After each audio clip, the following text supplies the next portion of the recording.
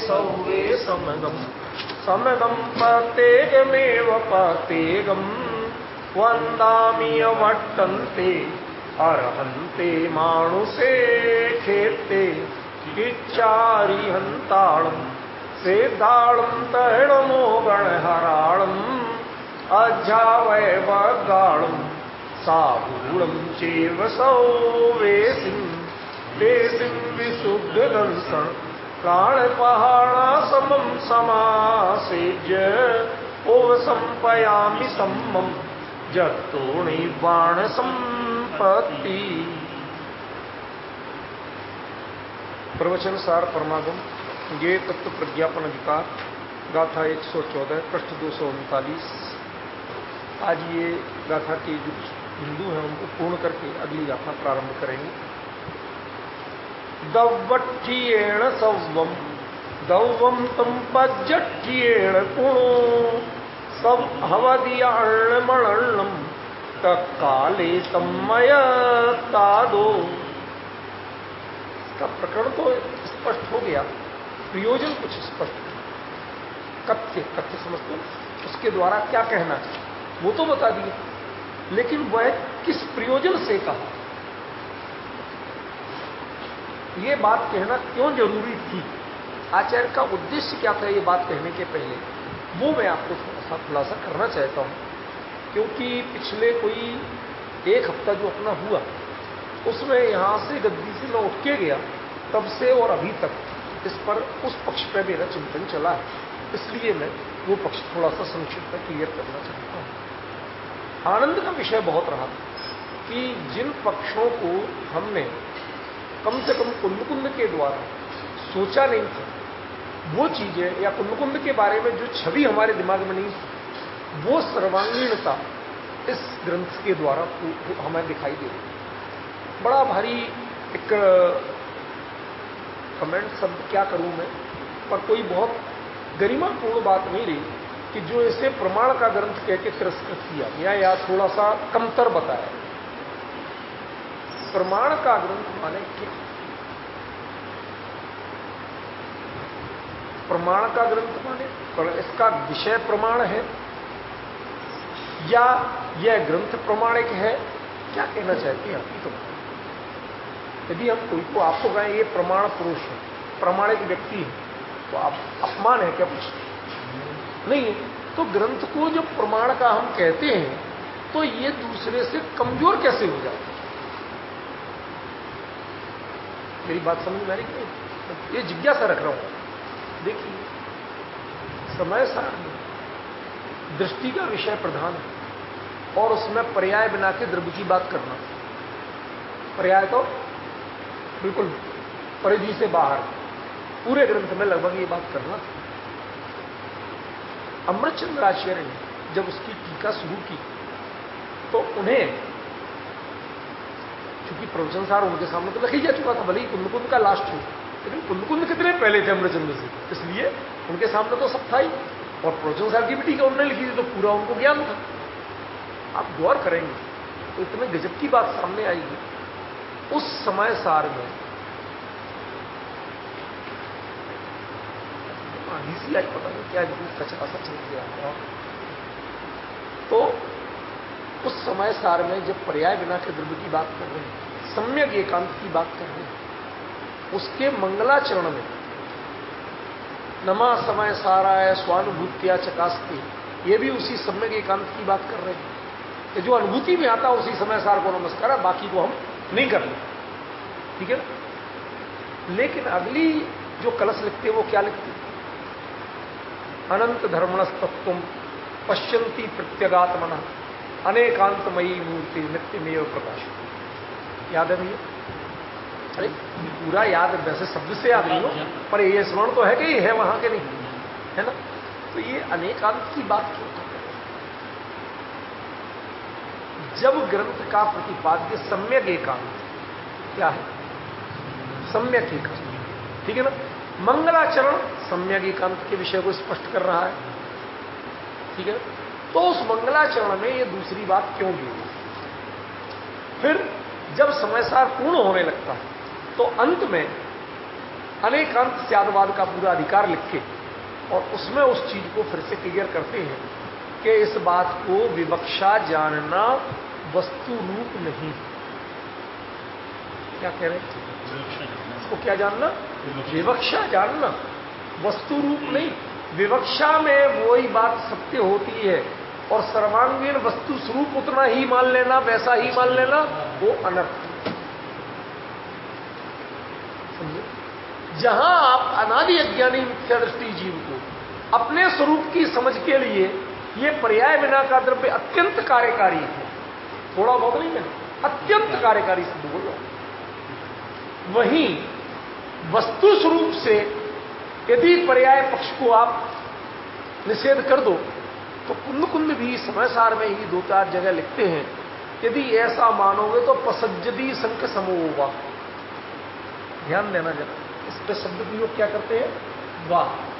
वाह माने अथवा या विकल्प।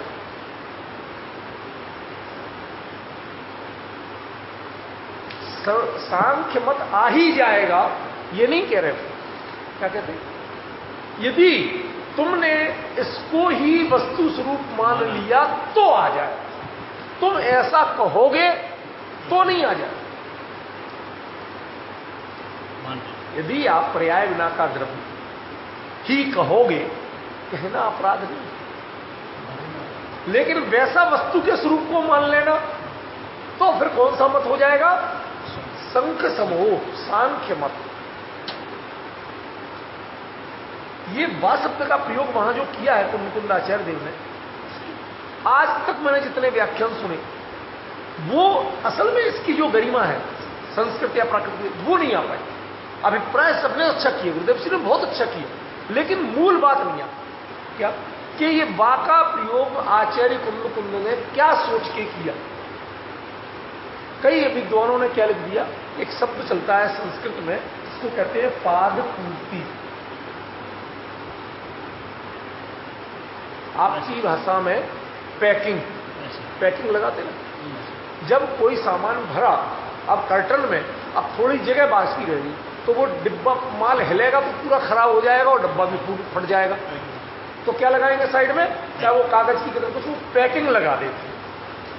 तो ऐसे ही हमारे यहां बहुत सी बातें, जब मैं स्मारक में पढ़ने पहुंचा तो हमें शुरुआत में ही ये पाठ पढ़ाया गया कि जब भणिनम खलु शब्ददर्शीम है इति जिले ही प्रणतम, जब ऐसे आए तो उसे क्या जानना? आप पाद पूर्ति जानना। गाथा का विषय पूरा हो गया था तो उन्होंने एक पैकिंग जोड़ दी। भैया मैंने हाथ जोड़ के स्वीकार कर लिया, जरा सा बच्चा तो मुझे कुछ आता नहीं, अभी समय साथ पढ़ा नहीं, पहली बार सुन रहा हूं, हाथ जोड़ के स्वीकार कर लिया। मानता रहा बहुत सालों तक, हम भी कहते रहे कि हाँ सब ये सब पैकिंग है। अब जब कुंद को पढ़ा तो हमने कहा कुंद तो एक मात्रा की पैकिंग नहीं लगाते, पूरा का पूरा वाक्य कहां पैकिंग में नहीं है। तो मैंने उनमें देखा कि वो विषय ऐसे थे कि जो केवल ज्ञानगम्य विषय जहां आ जाएगा वहां व्यक्ति छद्मस्त की प्रमाणिकता से वो कथन नहीं कर सकेंगे। तो उन्होंने कहा कि अब मैं नहीं कह रहा हूं ये बात, भगवान ने, मतलब आप मेरे से बहस करने मत बैठो। क्या आपको तो आप क्षोभ संज्ञान का विषय बनता नहीं, फिर आपने कैसे कहा?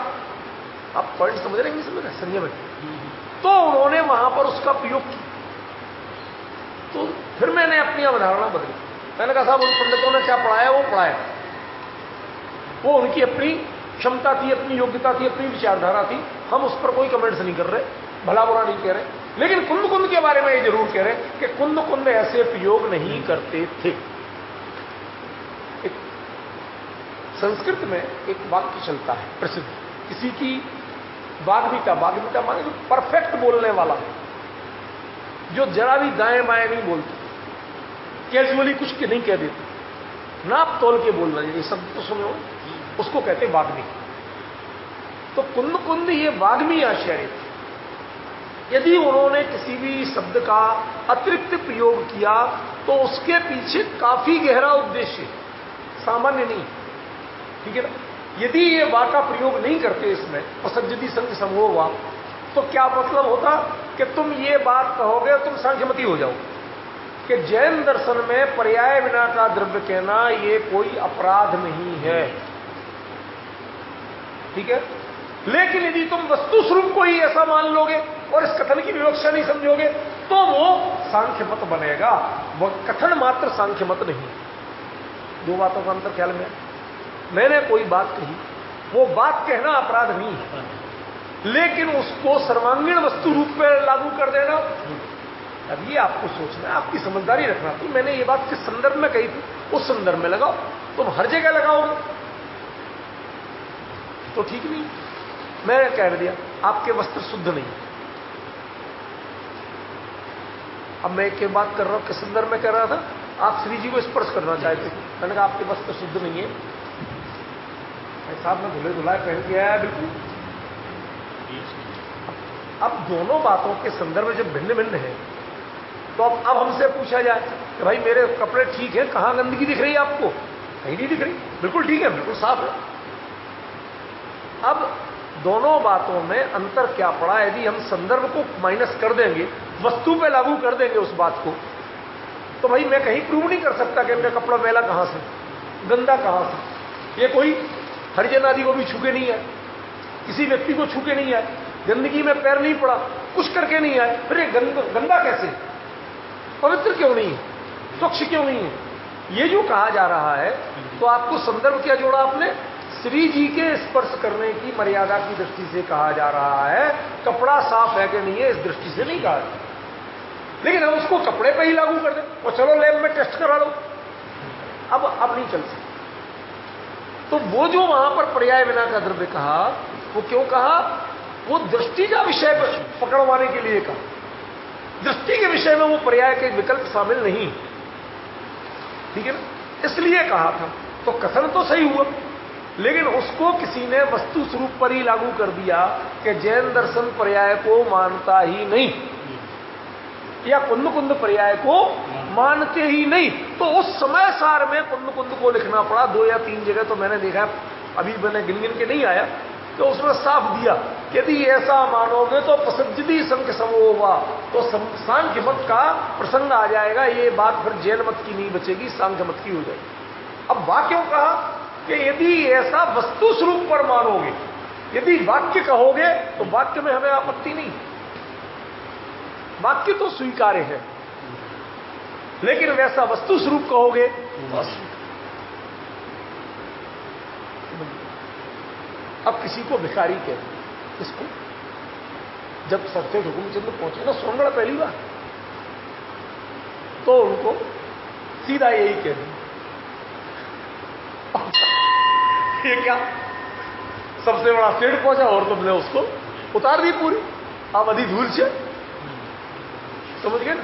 अब बड़ी समस्या, जब चक्कर क्या है, ऐसा क्यों कहते भाई तुम आज तक मंदिर में जाते हो, क्या करते हो, या थोड़ा बहुत अभिमान कर लो, ये प्रतिमा जी हमने बैठ की थी, ये हमने बनवाया, तो वो बात दूसरी, पर उसके अलावा जब भगवान के सामने खड़े होते हो तो जय जयनाथ प्रभु भगवान ऐसा हो जाए, ये क्या है? ये तो भिक्षावृत्ति है। जब 3 लोक के नाथ तीतरागी परमात्मा और उनसे तुम याचना करने लगो, अरे उनको देख के जैसे दर्पण में देख के अपने बाल संवारते हैं, ऐसे उनको देख के अपना व्यक्तित्व संवारो, इसके लिए भगवान के दर्शन कहे गए, भीख मांगने के लिए तो कहे नहीं गए। अरे आज तक मुझे इस बात ऐसे किसी ने नहीं समझाया, समझ गए? तो ये जो सोच का अंतर पड़ रहा है ना, अब उसको कोई कह दे, वो उठ के चले जाए, नहीं साहब हमारे लिए भिखारी कहते, बताओ कितने लोग, हमने इतने लोगों को इतना दान दिया, इतने मंदिर बनवाए, इतनी धर्मशाला बनवाई, इतने काम किए, इतनी फैक्ट्रियां, बताओ मैं भिखारी लगता हूं? करवाओ वोटिंग। तो नवीन जी कौन जीतता? गुरुदेव जीतते के सरसेठ? अरे भाई ये वस्तु स्वरूप की अपेक्षा कथन था ही नहीं, तेरी दृष्टि सुधारने के लिए कथन था। अब वो उनको समझ में आ गई, तो उन्होंने कहा साहब जीवन धन्य हो गया मेरा, जो आप जैसे मिले, आज तक हमें ऐसे मिले ही नहीं, समझ गए ना। ये जो कुंद कुंद यहां कह रहे हैं, इस वाच शब्द का अर्थ भी बड़ा गहरा है, सर्वथा नहीं है, वस्तु स्वरूप में नहीं है, प्रयोजन के लिए तो सही है, प्रयोजन परक कथन में सही है, और वस्तु स्वरूप में लगाओ तो फिर सांख्य मत होता है। अब प्रश्न यही है कि सच बताओ केवली कैसा देख, केवली पर्याय देखते कि नहीं? सुनो सुनो राजकुमार जी जरा ध्यान से, क्योंकि जो समय सार में कहा प्रसिद्धि संग समोह हुआ और जो निपज्य मूल ही पर समया, वही की वही बात प्रवचन सार में भी थी। आइए ना एक गाथा दिखाई थी आपको, हम सबने पढ़ी थी। वहां अभिप्राय क्या था? पर्याय माने जो परिवर्तनशीलता का जो आकर्षण है उसका नाम पर्याय है। वस्तु में प्रतिक्षण उत्पाद और व्यय, उसका निषेध नहीं है। पर्याय के निषेध का मतलब पर्याय दृष्टि छुड़ाने मतलब दृष्टि छुड़ाना, आकर्षण छुड़ाना, वस्तु से चीज अलग कर देना नहीं। क्या कहा? ध्यान देना, सुनो। एक बात बताओ, जो ये भिखारी है, आप या तो ये करो कि साहब इन्हें भीख नहीं मांगना पड़े, ऐसा कुछ करो, सबको घर दो, बिजनेस दो, रेटरो राम नहीं दो, कुछ करो ताकि ये भीख नहीं मांग। आपको भीख मांगना अच्छा नहीं लगता ना, या तो ये करो, और या फिर इनको आप सब दिल्ली में नहीं रखना, दिल्ली से निकाल कर दूसरे राज्यों में भेज दो। क्या आपके ये अधिकार है संवैधानिक? क्या वो भी चाहे भीख मांगते हैं, कुछ भी करते हैं, क्या उसका सिर कलम कर दो, ये अधिकार है आपके? सूली चढ़ा दो, ये अधिकार है संविधान में आपको? तब वो कह सकते हैं हम भी भारत के नागरिक हैं और हमारे नागरिक अधिकार, मानव अधिकार का हनन हो रहा है। या बोले कैसे? समझिए, आपको इतनी बेचैनी है तो करो इलाज जिससे हमें भीख नहीं मांगना पड़े। पॉइंट समझ? तो जो हमारी कमी क्या थी? कमी थी जो आकर्षण की वृत्ति, परिवर्तन पे आकर्षण, कुछ बदलाव चाहिए। एक जगह रहते चैन नहीं पड़ती। हमारे एक प्रोफेसर मित्र हैं, बड़े हैं, डॉक्टर राजाराम जैन, वो हमसे अक्सर एक बात कहते, कभी हम बात करते ना, कहां जा रहे शिखर जी? वहीं आसपास सब क्षेत्रों में वंदना करके आए। अब वो आरा रहते थे उस समय, आरा बिहार में, वहां रहते थे। नहीं डॉक्टर साहब आप भी चलोगे? तुम लोगों को अपने घर में तसल्ली नहीं मिलती, ये झूला उठाए घूमते हो, इधर जा रहे उधर जा रहे। उनके यार हमें तो अपने यही सारे तीर्थ दिखते हैं, ये जिनवाणी पे काम करता रहता हूं, यही पढ़ता रहता हूं, इसमें मुझे सारे तीर्थ दिखते हैं। तुम्हें घर में तसल्ली नहीं मिलती क्या? आप पॉइंट समझिए, उनकी पीड़ा। उन्होंने सिद्ध क्षेत्र वंदना का निषेध नहीं कर रहे, वो कुछ और कहना चाहिए। जिसको निज घर में तृप्ति ना मिले तो अशुभ विकल्प की जगह शुभ विकल्प पकड़ो। लेकिन जिसको निज घर में तृप्ति मिले, निज घर माने ईंट पत्थर वाली बात नहीं, उधर जिसको तृप्ति मिले उसको कहीं जाने की जरूरत नहीं है। अब बताओ, इसका मतलब तीर्थ वंदना या सिद्ध क्षेत्र वंदना का निषेध है क्या? निषेध नहीं है।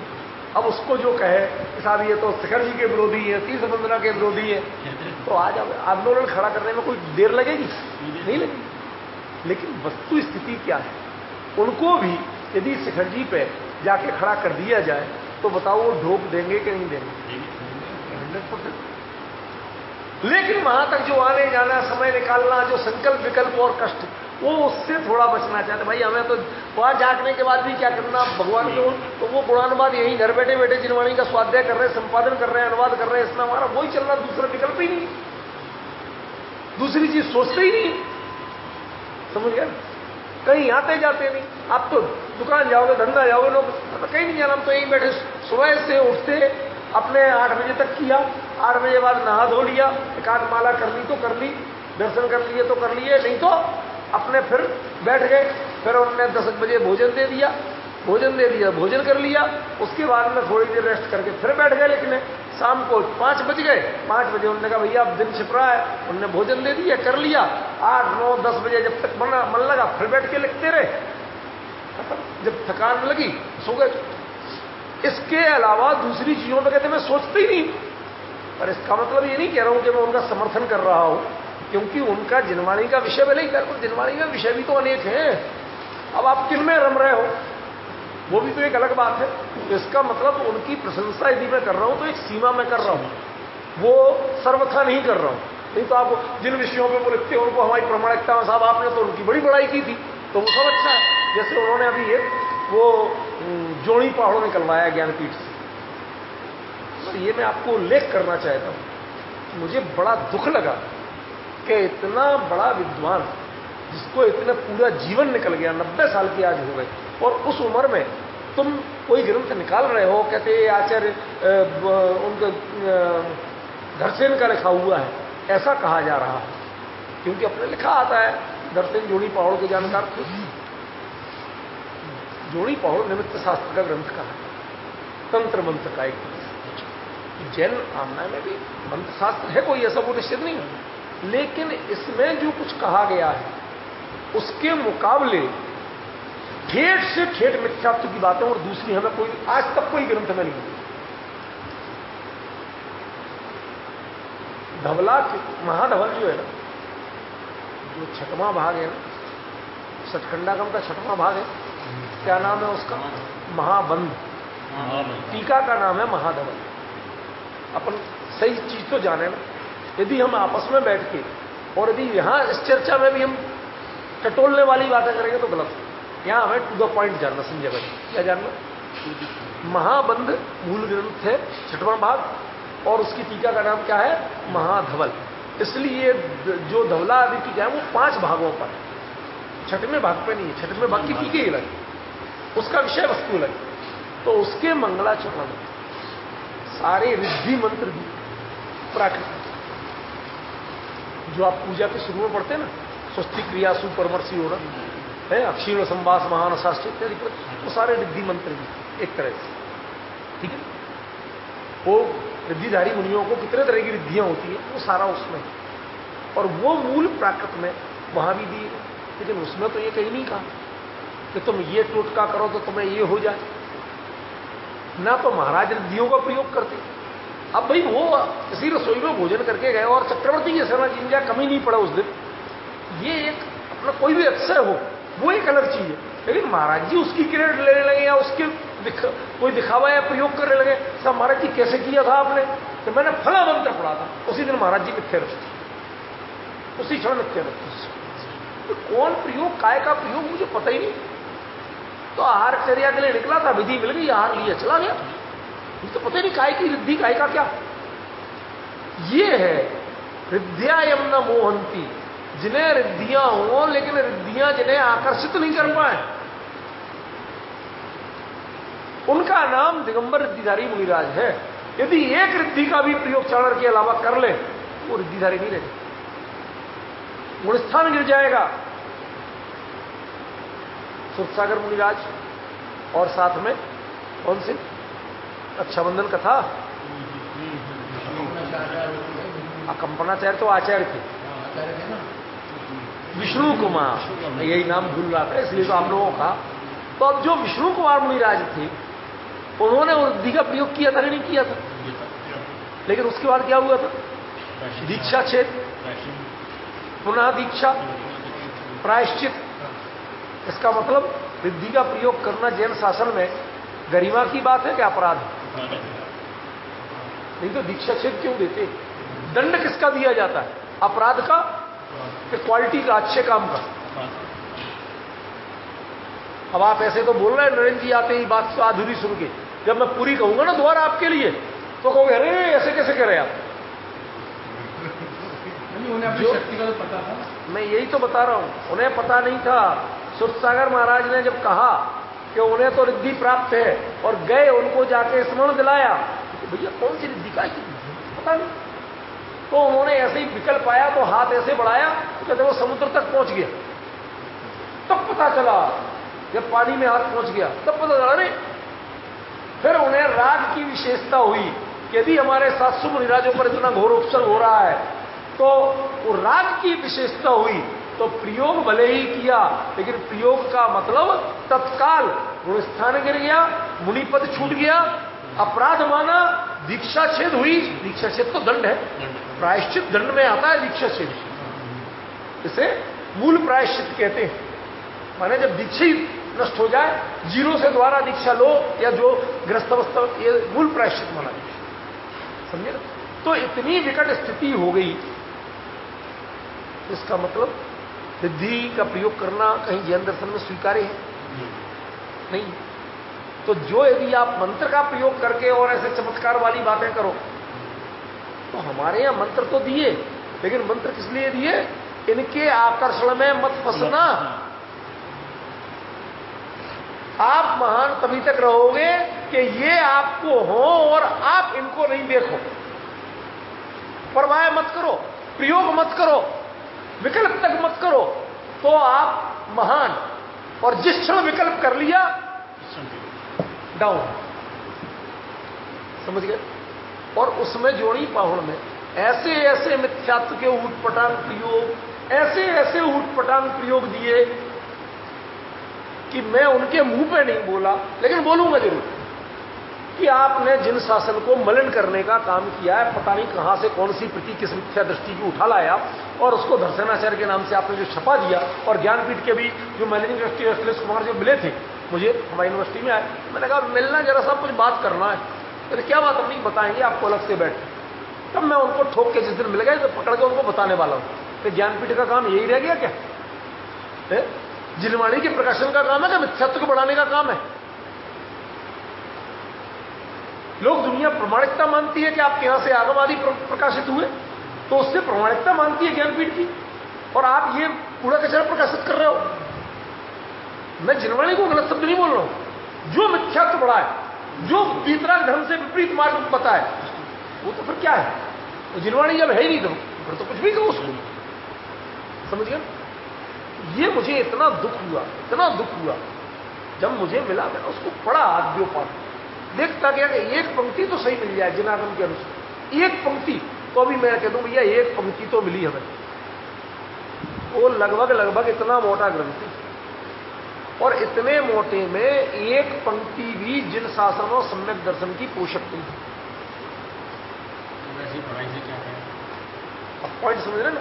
तो इसलिए ये बात खुलासा इसलिए करना पड़े कि आप लोग ये रिकॉर्ड करके सुना के दूसरे लोग कहीं कहने लगे अरे साहब वो तो उनका नाम लिया था, वो बहुत बड़े विद्वान बड़े हैं भाषा आदि के, शुरू से जैन हैं, जैन ग्रंथों पे ही काम करते रहे, लेकिन वो नया ग्रंथ निकलना चाहिए। नया महत्वपूर्ण नहीं है। जो जिनागम का पोषक हो, जिनामनय का पोषक हो, नया तो पता नहीं क्या मिल जाए। नए के नाम पे फैशन जो चलते हैं आजकल, जो कपड़े फड़ रहे हैं, ऊट पटांग पहन रहे हैं, मतलब क्या? आज एक जमाना था यदि आपके कमीज के दोनों पल्ले जो सामने के होते ना, वो एक लाइन में एक जैसे नहीं मिले तो दर्जी के लिए आप पीटते थे। आज बाजार में जाओ तो किसी भी शेरवानी के एक जैसे नहीं मिलेंगे, एक का इधर लटक रहा है, एक का उधर जा रहा, और उसके पैसे डेढ़े दिए जा रहे। तो ये फैशन के नाम पे ये बेहूदगी, नया होना चाहिए। नए का मतलब कुछ उसकी क्वालिटी, कुछ उपयोगिता है, कुछ आदर्श, उन सबको छोड़ के एक नाम नया है। कल के दिन मंदिर के दरवाजे पे कूड़े का ढेर लगा दो, सब कुछ नया होना चाहिए। ये तो अविवेक है ना, पर ये होने लगा, इसका हमें बड़ा दुख है। नवीन जी सोच समझ के बात कह रहा हूं, क्योंकि आपको कहीं बात आ जाए तो उसकी जानकारी मिले। और मेरे को किसी व्यक्ति की यदि मैं प्रशंसा करता हूं, उसको सीमित अर्थों में ही जानना, सर्वांगीण नहीं करना। समझ गया? मुझे बीच में विकल्प आ गया कि कल के दिन आप ही लोगों में से कोई नहीं आया, साहब आप तो उनकी इतनी तारीफ कर रहे थे, और ये मैंने उनकी सिर्फ इतनी बात की कि वो अपने फुल टाइम अपने स्वाध्याय मनन लेखन में ही लगे रहते हैं, दूसरे चीजों में नहीं जाते। तो अपना मूल दृष्टांत क्या था कि जैसे हम शिखर जी जा रहे हैं, उसको अच्छा क्या बुरा पर्याय की मूल बात थी। तो ऐसे ही सम्यक दर्शन भी तो पर्याय है कि नहीं? केवल ज्ञान भी पर्याय है कि नहीं? बताइए। तो ये जो प्रत्येक गुण में प्रति समय जो परिणमन हो रहा है, उसको ज्ञानी पर्याय कहने को क्यों राजी नहीं है? मेरा प्रश्न यहां, जब वो पर्याय है तो उसे ज्ञानी पर्याय कहने को क्यों राजी नहीं? कुछ शब्द कहीं कहीं रूढ़ हो जाते हैं, और उन जगहों पे आपको अपना सिर बचाना है तो उन शब्दों का प्रयोग नहीं करो, वरना पिटो। फॉर द एग्जाम्पल, हमारे बुंदेलखंड में हर कोई अपनी मां को बाई कहता है, बाई दादा ये चलता है। पिताजी को दादा और मां को बाई। तो वहां किसी को बाई कहो भाई जरा एक साइड हो जाना, निकल जाए, कोई बुरा नहीं होगा। और बनारस में जाके कह दो तो अरे पकड़ के झाड़ू में पड़ेंगे इतनी के भाई। अब हाँ भाई माने भाई जी है, समझ गए ना, बाय बाय नहीं है वो, भाई जी है। वो तो उसका खतरा ही इतना है कि तूने हमको बोला कैसे भाई, आप समझ रहे हैं। तो जब जहां ऐसा अर्थ हो, ऐसे ही जो परिणमन में का नाम पर्याय है इसका निषेध नहीं, लेकिन ज्ञानी निषेध क्यों कर रहे हैं कि जब पर्याय माने जो परिवर्तनशीलता, परिणमनशीलता, इसका जो आकर्षण उसका नाम पर्याय कह रहे हैं, वो वस्तु में होने वाले परिणमन को पर्याय कहने का निषेध नहीं कर रहे। पज्जय मूढ़ा ही पर समयाकार वस्तु के परिणमनशीलता का निषेध नहीं है, तुम्हारे परिणमन की आकर्षण का निषेध। ख्याल में अब प्रश्न के साथ वस्तु में होता कि नहीं होता, कहते वस्तु में पर्याय या परिणमनशीलता ये उतना ही बड़ा पक्ष है जितना ध्रुव या द्रव्य पक्ष महत्वपूर्ण है। दोनों में कोई वस्तुगत अंतर नहीं है। यदि आप थोड़ा मेरे को जैसे अल्प बुद्धि को बोलने का अनुमति दें तो मैं कहूं कि द्रव्य तो, ध्रुव तो 1/3 है और पर्याय 2/3 है। क्यों सत के 3 पक्ष कहे, कौन कौन, उत्पाद, व्यय और ध्रुव। तो द्रव्य तो किस में आएगा, ध्रुव में, और आपका पर्याय किस में जाएगा, उत्पाद और व्यय सत में। गलत तो नहीं कह रहा हूं। तो कायदे से यदि आप पंक्ति और शब्दों को लें, इसके पीछे कोई वस्तुगत बहस में नहीं जाना। तो यदि इस तरह से देखें तो सत के 3 पक्ष में से 2 पक्ष किसके पास है, पर्याय के। तो 2/3 पर्याय पक्ष और 1/3। अब सारी बहस का मुद्दा एक जगह घूम के आ जाता है। वो कहां आ जाता है कि हमने तो शुरू से ये पढ़ा भैया पर्याय की रुचि नहीं कराना, पर्याय का पक्ष नहीं कराना, पर्याय तो पर समय है। अब भाई तुमने उसका अभिप्राय नहीं समझती, ये तुम्हारी जो कमी थी तुम्हारे लिए, हाँ तुम्हारे लिए तो बिल्कुल पर समय है, समझ गए। जैसे परीक्षा वाले बच्चे को टीवी तेरे घर में है ही नहीं, भूल जा बिल्कुल, ठीक है ना। अब भाई कोई गलत नहीं कहा, उसके लिए बिल्कुल सही कहा था। लेकिन अब घर में कोई आया सर्वे वाला, तो तुम्हारे यहां टीवी है कि नहीं,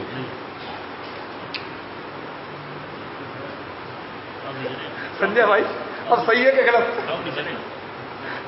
तुम पिताजी 3 दिन से मार मार के सिखा रहे थे कि भूल जाओ टीवी तुम्हारे यहां है ही नहीं। अब तुमने देर दरादन कर करके तो हमें सिखाया, और मैंने कह दिया तो मेरे को कह रहे हैं लाला क्यों बोल दिया। भैया करे क्या, तुम्हें बताया था प्रयोजन के लिए कि तू वर्ल्ड कप के मैच के चक्कर में दिमाग बांटे हुए था, बार बार वही कितना क्या हुआ धीरे से पूछो। अरे भाई तू भूल जा, वर्ल्ड कप हो ही नहीं रहा, टीवी है ही नहीं। ये थे। देखो युगल जी साहब की दृष्टि देखो, उन्होंने अपने जीवन में शुरू से घर में टीवी का त्याग करना, टीवी नहीं रहेगी, नहीं चलेगी कभी, कभी पूरे जीवन उन्होंने, उनके परिवार में किसी ने टीवी नहीं देखी, कोई संपन्नता में कभी नहीं थी, लेकिन आज तक उनके कोई मर्यादा कहीं ना कहीं जीवन में। तो वो अब उसका मतलब है कि टीवी पे यदि मान लो कहीं प्रवचन आ रहे हो तो कहां देखोगे, जो सीडी प्रवचन आदि काय पे देखोगे। आप तो कहते सब टीवी बुरी है। अब वो प्रयोजन विशेष का निषेध किया था, वस्तु का निषेध नहीं किया। आपने किस पे लागू कर दिया, वस्तु। अब टीवी माने जो चैनल्स देखते हैं आप, उसको ही तो टीवी कहते हैं। टीवी घर में क्या के लिए लाते हैं, चैनल देखने के नहीं। यदि वो कंप्यूटर की तरह प्रवचन या शास्त्र पढ़ने का, सुनने का एक उपकरण बन जाए तो उपकरण का निषेध नहीं है। निषेध काय का था, जिस एक सीमित प्रयोजन से आप चल रहे थे। आम लोगों को यही पता है टीवी माने ये, भाई निषेध, समझ गया ना। पिक्चर है, समाचार है, अगड़म बगड़म ये चैनल है, सीरियल है, दिमाग खराब करने वाली दुनिया भर की चीजें, दिमाग में कचरा भरने वाली। टीवी के निषेध का मतलब उन सब का निषेध है। टीवी के निषेध का मतलब उस उपकरण का निषेध नहीं है कि जिसपे हम किसी ज्ञानी के प्रवचन पढ़ सकें, उनका ये भी तो उपयोग है, उसका निषेध नहीं था। साहब ये तो आपने कहा ही नहीं था। अरे तुमने समझा कब था कि टीवी का ये उपयोग भी होता है? तुम तो जीवन भर टीवी का ये मतलब यही समझते रहे, रिमोट उठाओ चैनल बदलो, समझ गए ना? तुमने जब नहीं समझा, तुमने जितना समझा तुम्हारी समझ के अनुसार कह दिया, लेकिन उसको यदि वस्तु स्वरूप पे लागू कर दोगे, कहीं ना कहीं चूक। प्रयोजन को वस्तु स्वरूप पर लागू नहीं करना, वस्तु स्वरूप वस्तु के अनुसार है। और इसीलिए कहा गया वत्थु सहावो धम्मो। नवीन जी बहुत ध्यान से सुनना जो बात कह रहा हूं, वत्थु सहावो धम्मो। आपके जीवन में धर्म कब आएगा? कि जब आप वस्तु के स्वभाव को स्वीकार करोगे। अपनी मर्जी वस्तु पर नहीं थोपना, वस्तु के स्वभाव को ज्ञाता दृष्टा रहना, जैसे धर्मात्मा तब बनोगे। बाकी त्याग और ग्रहण का नाम धर्म नहीं है। भोजन छोड़ना, जगह छोड़ना, दूसरी जगह जाना, दूसरे पूजा की थाली पकड़ना और भोजन की थाली छोड़ना, इन दोनों का नाम धर्म नहीं है। धर्म असल में क्या है? जब आपकी परिणति वस्तु स्वरूप के अनुसार बन जाए, क्योंकि वस्तु में राग द्वेष नहीं है, ज्ञाता दृष्टापना है। जब आप ज्ञाता दृष्टापना में आ जाओगे, आपके जीवन में धर्म तब आए। ये जो पक्ष है, इसमें कितना बड़ा क्रांति। आप केवली को पर्याय का निषेध वाला कैसे कह सकते, या वस्तु को पर्याय के निषेध वाला कैसे कह सकते? पर्याय भी अर्थ है, समझ गए ना? और पर्याय को अर्थ स्वीकार करने वाली जो दृष्टि है, अर्थ माने परिपूर्ण, वो दृष्टि, उसका नाम पर्यायार्थिक है। वो विजन, वो ज्ञान, वो पर्यायार्थिक है। तो वास्तव में केवल ज्ञान ये स्वयं पर्यायार्थिक है, केवल ज्ञान स्वयं द्रव्यार्थिक है। हम आप तो हो ही नहीं सकते। क्यों? हम ना द्रव्य माने ध्रुव पक्ष को छद्मस्थ अवस्था में अनुभव किया जा सकता है, देखा जाना नहीं जा सकता। क्या कहा? देखा जाना नहीं जा सकता, बस महसूस किया। बता रहा हूं, वही विशेष के ले रहा हूं। देखने का काम सिर्फ केवल ज्ञान। क्यों? क्योंकि जो ध्रुव पक्ष है वो शाश्वत है, त्रिकाली है। आपकी जो ज्ञान की क्षमता है परापेक्षी, वो कैसी है? अंश मात्र को ग्रहण करती है, वह परिपूर्ण वस्तु को देखने की क्षमता उसमें है ही नहीं। समझ गए ना? तो आप कैसे करोगे? वो पर्याय भी एक समय की है, तो एक समय की पर्याय ग्रहण नहीं होती। आप एक इतना व्यापक है कि वो भी आपकी सड़सी में नहीं आता, पतीली पकड़ने की सड़सी है आपकी, और एक इतना सूक्ष्म है कि वो आपके पकड़ में नहीं आता। अब बताओ करें क्या? सड़सी से पानी की बूंद पकड़ के ला सकते हो? बिल्कुल सबसे छोटी एक बूंद पकड़ के ले आते। हवा के परमाणु भी जो होते वही पकड़ के ले आते। और मैं कहूं तो कुतुब मीनार पकड़ना ना अपनी सड़सी।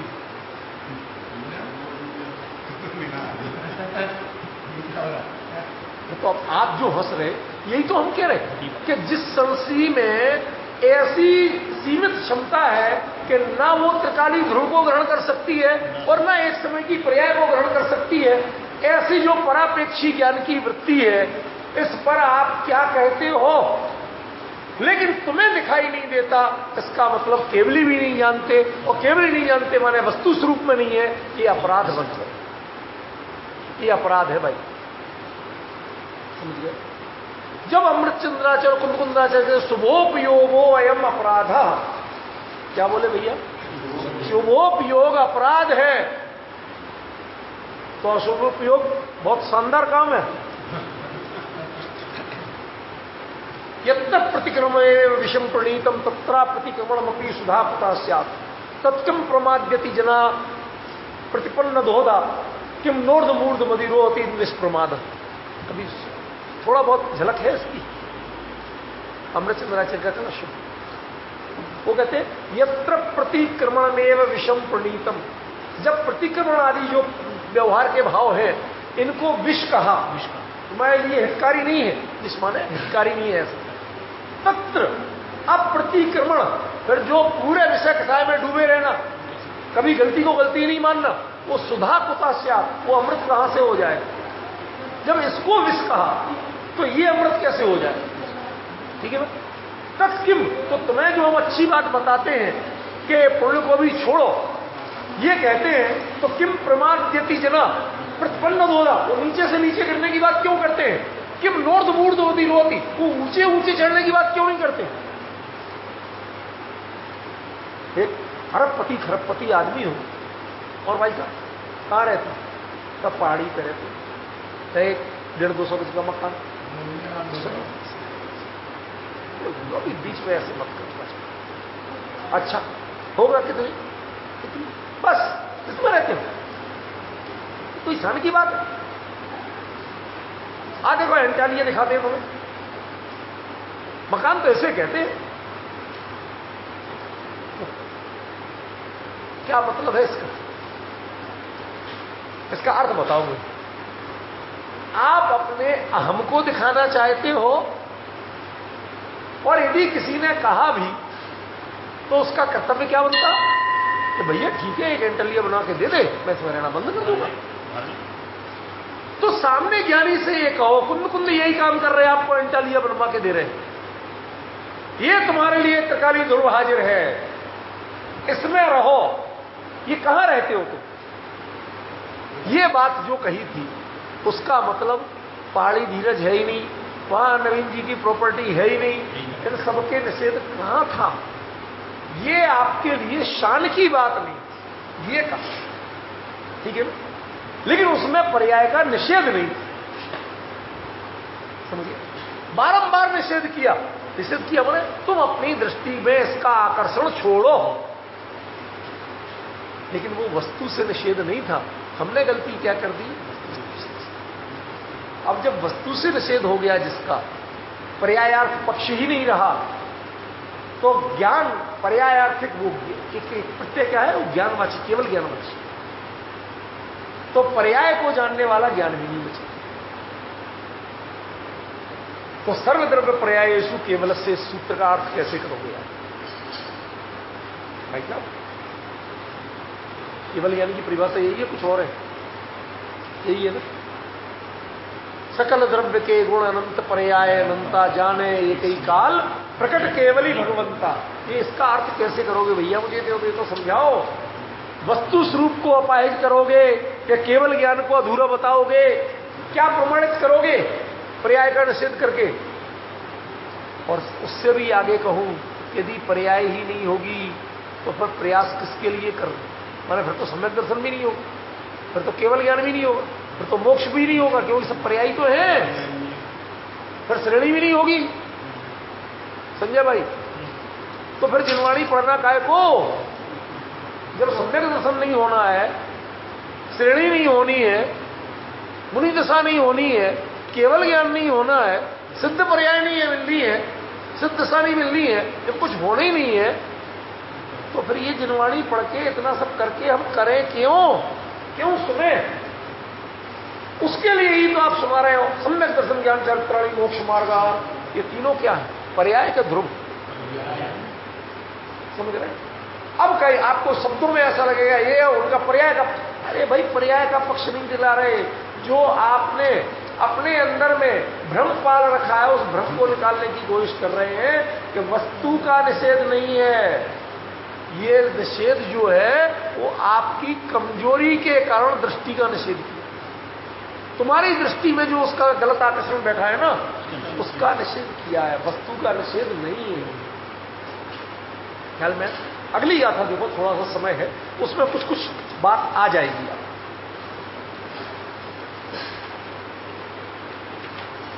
बहुत गजब की गाथा है।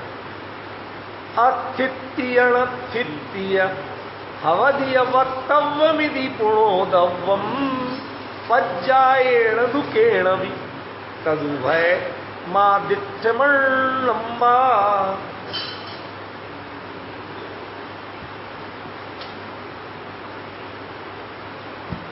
इस गाथा को सप्तभंगी गाथा भी कहते हैं। क्या कहते हैं? सप्तभंगी का प्रयोग कुंद आचार्य देव ने सबसे स्पष्ट और बाकायदा हेडिंग के साथ किया, तो वो पंचास्तिकाय में किया। इस ग्रंथ में किया उसमें प्रमाण सप्तभंगी नए सप्तभंगी सब बताए, ठीक है ना। फिर इसका विस्तार आगे चल के आचार्य सिद्धसेन ने अपने ग्रंथ में किया, सबसे बढ़िया सरमति सूत्र ग्रंथ जो है उनका है उसमें किया। फिर धीरे धीरे और दूसरे आचार्य जो हुए, सरवार सिद्धि में आचार्य पूज्यपाद देवनंदी ने, अष्टसती में आचार्य अकलंक देव ने, श्लोक वार्तिक में आचार्य विद्यानंदी ने, इन सबने बहुत खुलासा किया, बहुत प्रयोग किया। लेकिन एक बड़ा अंतर जो कुंद के इस गाथा में है और उन सब में है, वो अंतर आपको ध्यान रखना पड़ेगा। आज तो पूरा नहीं सिखा पाऊंगा, संकेत करूंगा अगली बार। क्यों? क्योंकि यहां पर जो सप्तभंगी है वो नए का विषय। सप्तभंगी क्या कहलाता है? नए कहलाता। लेकिन यहां केवल ज्ञान से जो वस्तु स्वरूप जाना जा रहा है उसमें सप्तभंगी घटा रहे हैं। इसका मतलब है ये कुछ अलग है, ये वो चीज नहीं हो सकती। मेरे पॉइंट समझ रहे हैं? क्या कहा? सप्तभंगी आज तक किसी भी बड़े से बड़े पंडित से पूछ लो, वो क्या कहेगा? सप्तभंगी नए। कि गलत कह रहा हूं? अरे कभी इतने तो आप सब पढ़े लिखे हो, सुना ही होगा। और नए का प्रयोग प्रवचन सार में है ही नहीं, तो ये है क्या? सुनो सुनो, फिर अभी किसी ने मेरे को प्रश्न भेजा था, नवीन जी थोड़ा सा अब ये चर्चाएं चल रही है जो ये आपकी पहुंचने लगी ना, इससे देश क्या विश्व भर से बहुत सी बातें आ रही हैं। कई लोग तो ऐसे कह रहे भाई साहब कुछ भी हो जाए ये छूट ना जाए मिलना हमें, कहते हम 7 दिन इंतजार करते हैं। कई तो इतने ज्यादा मतलब उसके प्रति आकर्षित और बहुमानित थे। और कुछ लोग अपनी नई नई बातें कह रहे इसी में जो तीसरा अधिकार है उसमें एक चैप्टर है जिसमें नए विवक्षादी, आप कहते हैं मैं नहीं, समझ गए? मुझे ध्यान था कि ये बात आएगी। भाई केवल ज्ञान के 2 ही अधिकार हैं,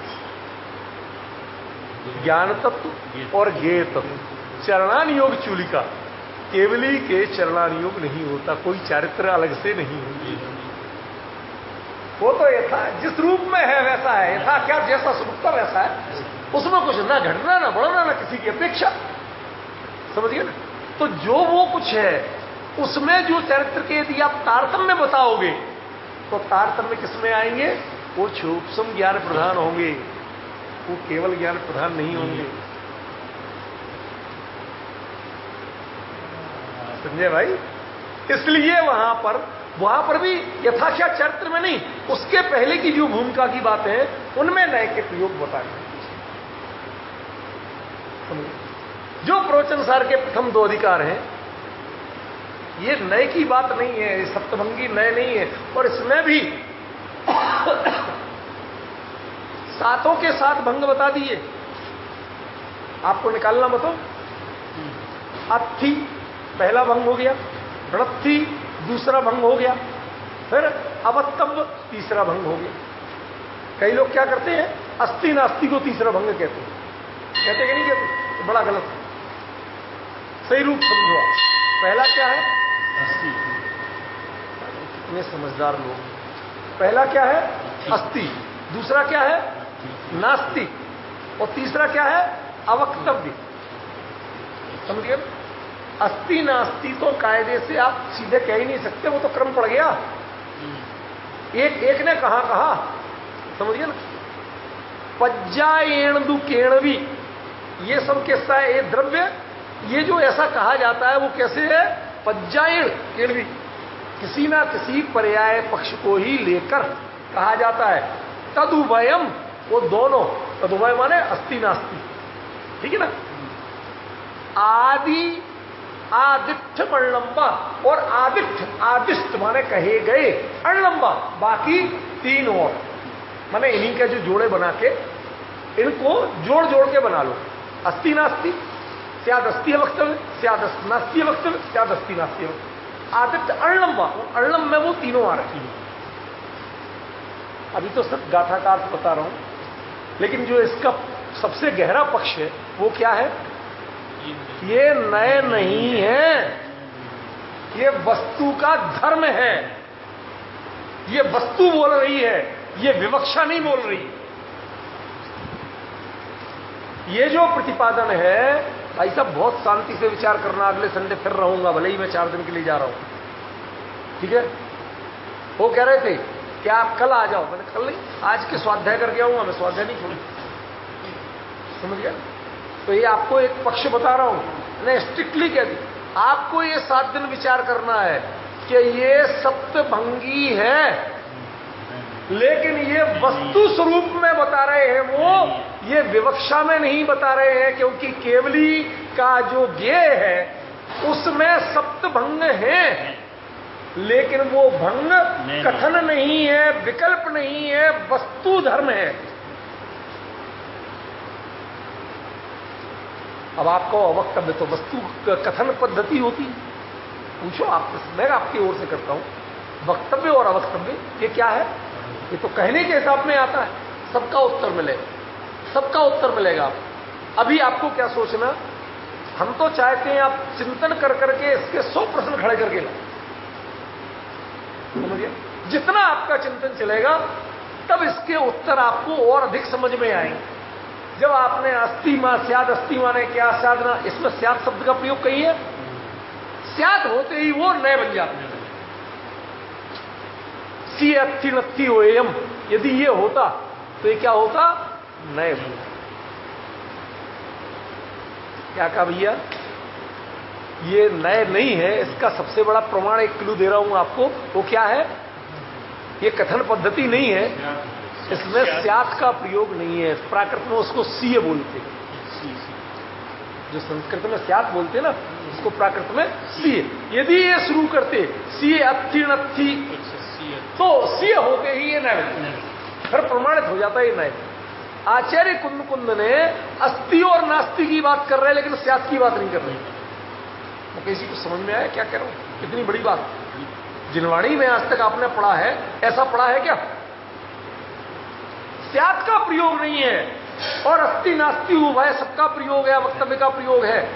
तो फिर अवक्तव्य कैसे? अवक्तव्य और वक्तव्य की बात तो बोलने में आती है कि साहब मैं नहीं बोल सकता, मैं बोल सकता हूं, और बोलते केवली है नहीं।